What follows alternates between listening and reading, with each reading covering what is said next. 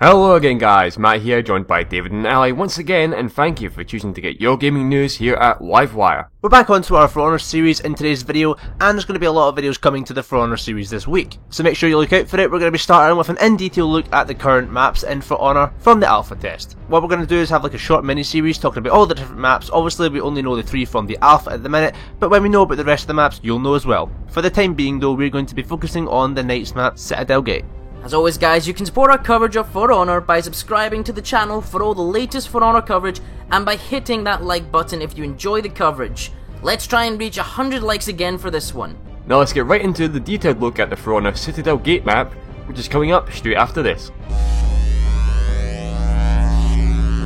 So we're going to start off here at the start of Citadel Gate, which is the Knights Legion map from the alpha. Citadel gates are fortresses that guard some of the world's largest cities. With external barracks and archer positions, they provide a solid defence to the tens of thousands of civilians inside. Most of these massive fortifications were built at the time of the Great Empire to protect immense population centres.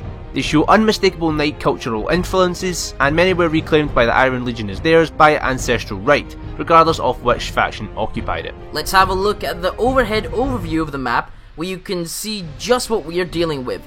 The map takes place in the courtyard of a castle after we infiltrate the main gate. The attackers must then take control of the points in Dominion to then make the opponent break. Upon winning the game, the attackers use the battering ram to burst through into the next stages of the castle. Defenders have one goal, and that is to win Dominion to defend the keep. There are a lot of areas in the map that link different points together, which is where the main bulk of the fighting will always take place.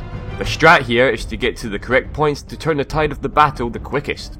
So guys, these extra ways of getting to certain points are very valuable to master. To get to A from our spawn then, you can go directly through the main gate and go up to the stairs to the left to go into the main archway at A. Or we can turn left at our own spawn point to go down a flight of stairs across to the wooden walkway and go through 2 of the side entrances at A. This can sometimes take opponents by surprise, so always look out for that option when attacking A. Coming out of A, you have 2 archways that lead us to a bridge, which is a dangerous location because the narrow walkways lend to opportunities to throw enemies off one of the ledges on either side, or it can be used as a choke point to stop reinforcements.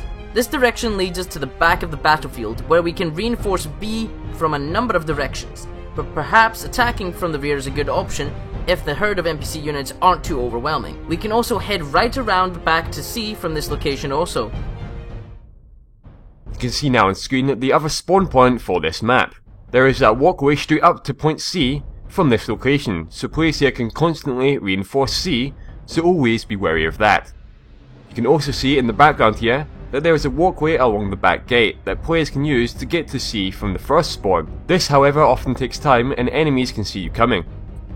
Another notable way to attack this location however is climbing the ladders from point B that lead up to point C.